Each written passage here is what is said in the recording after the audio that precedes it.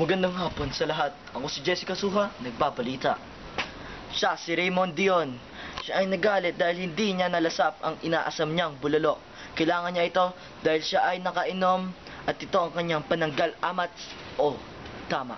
Kasi most of the time, kapag nasa biyahe, napunta kami dyan sa Vedas.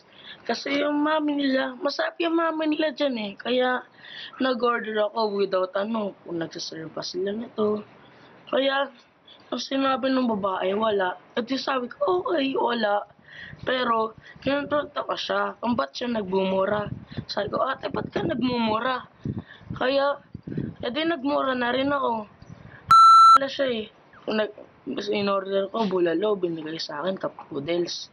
Bumili po siya ng bulalo dito. Sabi ko, wala pong bulalo dito. Tapos inoperan ko siya ng bulalo. Sa cup noodles, bulalo flavor. Tapos yun, nagwala na po siya. Eh, di naman bulalo to eh. Anong klase tindahan to? May saglit lang.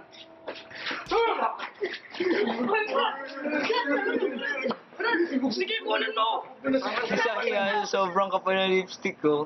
Hindi na ako makapag-usap na maayos. Eh, napakaganda naman talaga ng mga taga-Vedas. Bulalo! Bulalo! Sinusunod! Sinusunod! Minsan po na... Bigyan mo cup noodles! Ate, pabili ng cup noodles. Minsan po nakakatuwa. Minsan po nakaka-insulto. Nakakainis.